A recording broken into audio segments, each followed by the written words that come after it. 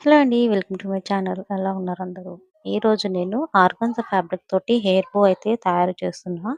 So, దీనికోసం నేను 9 inches length, 7 inches width, ఇంకొకటి 12 ఇంచెస్ లెంత్, 7 ఇంచెస్ విడ్త్ తోటి 2 పీసెస్ అయితే తీసుకున్నాను. సో, దీన్ని మధ్యలోకి ఫోల్డ్ చేసి స్టిచ్ చేసేసుకుంటున్నాను. 2 పీసెస్ కూడా స్టిచ్ చేసేసిన తర్వాత దాన్ని రివర్స్ చేసేసి మనం స్టిచ్ చేసిన పాయింట్ ఏదైతే ఉందో అది మధ్యలోకొచ్చేలా చూసుకోవాలి.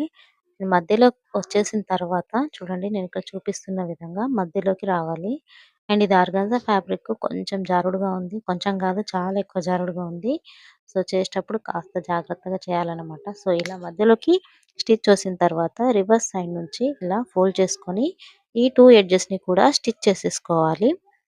ఇలా 2 పీసెస్‌కి కూడా స్టిచ్ చేసేసుకున్న తర్వాత ఎడ్జెస్ ఏమైనా అన్‌ఈవెన్‌గా ఉంటే వాటిని ట్రిమ్ చేసేసుకొని స్ట్రెయిట్‌గా కట్ చేసుకోవాలి. దారాలు గూడా ఏదైనా ఎక్స్‌ట్రా ఉంటే అవి కూడా కట్ చేసేసుకొని అండ్ 2 పీసెస్‌ని కూడా స్ట్రెయిట్‌గా చేసుకున్న తర్వాత మధ్యలోకి కరెక్ట్ సెంటర్ పాయింట్ చూసేసుకొని 2 ఒకదాని పైన ఒకటి ప్లేస్ చేసుకోవాలి. సెంటర్ పాయింట్ ఈ విధంగా చూసుకోవాలి. అండ్ చూసుకొని 2 పీసెస్‌ని ఒకదాని పైన ఒకటి ప్లేస్ చేసుకోవాలి. అండ్ సో, ఈ రెండిటిని కలిపి కూడా స్టిచ్ చేసుకోవచ్చు. మీరు కావాలంటే ఒకదాని పైన ఒకటి పెట్టొచ్చు. లేదంటే ఒకటి కొంచెం గ్యాప్ వచ్చేసి ఒకటి పైన దాని కింద ఇంకో లేయర్‌లో పెట్టొచ్చనమాట. సో, నేను ఒకదాని పైన ఒకటి పెట్టి చేస్తున్నాను. సో, 2 కూడా ఈ విధంగా ప్లేస్ చేసుకున్న తర్వాత ఈ రెండిటిని కలిపి ఒకసారి స్టిచ్ చేసుకోవాలి. ఎందుకంటే ఈ ఫ్యాబ్రిక్ చాలా జారుడుగా ఉంది. సో, ఈ రెండిటిని కలిపి ఒకసారి స్టిచ్ చేసుకొని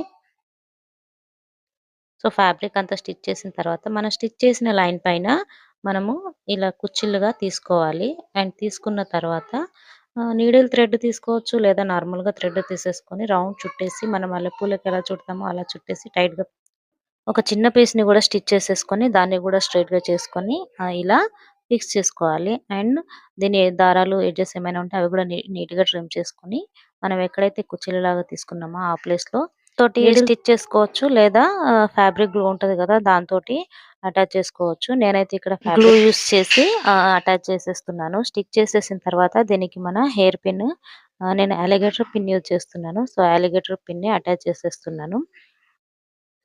మీ దగ్గర అలాంటి క్లిప్స్ అవైలబుల్‌గా లేకపోతే హెయిర్ బ్యాండ్ అయినా సరే దానికి స్టిచ్ చేసేసేయొచ్చనమాట.